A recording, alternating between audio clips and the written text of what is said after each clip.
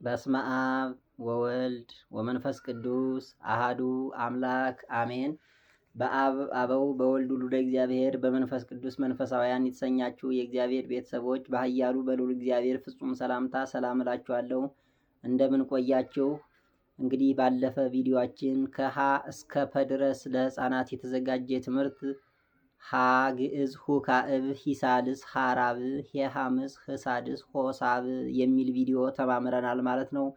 ዛሬ ደግሞ የምንማማረው የሀ ትርጓሜ ሆሙ ለፊደላት የሚል ነገር ይሆናል። የፊደላት ትርጓሜያቸው የእያንዳንዳቸው ትርጉም ማለት ነው። ያው በሚገባ ሀ ማለት ምን ማለት እንደሆነ ለማለት ምን ማለት እንደሆነ እንማማራለን ማለት ነው። አብራችሁን ቆዩ። ይሄ ለሕፃናት ብቻ ሳይሆን ለታላላቅ ሰዎችም ስለሚያስፈልግ ማለት ነው። ሀ ማለት ምን ማለት ነው ሲሉ ሀ ብሂል ሀልወቱ ለአብ እምቅድመ ዓለም።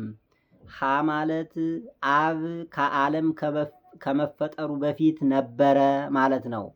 ለብሂል ለብሰ ስጋ እምድንግል፣ ለማለት ከድንግል ስጋ ለበሰ ማለት ነው። ሐመሩሃ ሀብሂል ሐመ ወሞተ። ሐመሩሃ ማለት ታመመና ሞተ ማለት ነው። መብሂል መንክር ግብሩ ለእግዚአብሔር፣ መማለት የእግዚአብሔር ስራው እጅግ ድንቅ ነው ማለት ነው። ሰብሂል ሰረቀ በስጋ እምድንግል፣ ሰ ማለት ንጉሷ፣ ሰ ማለት ከድንግል በስጋ ተወለደ ማለት ነው። ረ ብሂል ረጋት ምድር በቃሉ፣ ረ ማለት በቃሉ ምድር ጸናች ማለት ነው። ሰ ብሂል ሰባ ኮነ ከማነ፣ ሰ ማለት ሳቱ ሰ እንደኛ ሰው ሆነ ማለት ነው። ቀ ብሂል ቀዳሚሁ ቃል ውእቱ፣ ቀ ማለት የአምላክ ቀዳሚሁ ቃል ውእቱ ቀዳሚው ቃል ነው ማለት ነው። በብሂል በትህትናሁ ወረደ በማለት በትህትናው በዝቅ በማለቱ ወረደ፣ ከሰማይ ሰማያት የወረደውን ለማስታወስ ነው ለመናገር ፈልጎ። ተብሂል ተሰባ ወተሰገወ፣ ተ ማለት ደግሞ ፈጽሞ ሰው ሆነ ይላል ማለት ነው። ለዛሬ ቪዲዮአችን ይበቃናል። ከዚህ በኋላ ደግሞ አቡነ ዘበሰማያት ተደግሞ ቅዳሴ በወጡ ጊዜ ሰላም ለኪ ንበል የሚለውን ጸሎት እንማማራለን ማለት ነው። አብራችሁን ቆዩ። ለዛሬ ይህንን በማስታወሻ ጻፉና ከዚህ በኋላ ሰላም ለኪን በግዕዝ እንማማራለን ማለት ነው። በድጋሚ አብራችሁን ቆዩ፣ ተከታተሉኝ።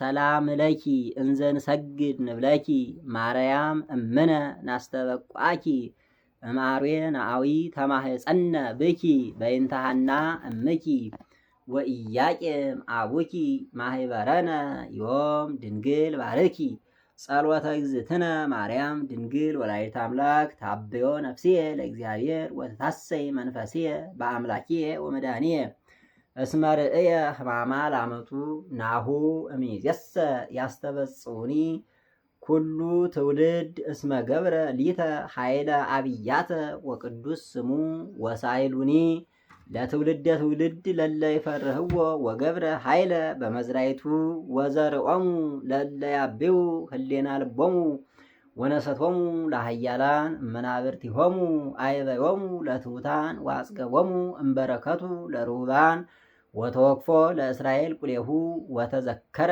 ሳይሎ ዘይቤሎሙ ለአበዊነ ለአብርሃም ወለዘሩ እስከ ለዓለም ባርክኒ እግዝእትየ በበረከተ ሌኪ ወካይበ ትቤሎ መጻ ለእግዝእትነ ማርያም ወድሰኒ ኤፍሬም በከመ ልቦከ መንፈስ ቅዱስ እግዝእትየ ፍትኒ ወአንጽሕኒ እማይሰሮ ለሰይጣን እሙ ለመድን ወለተ ብርሃን።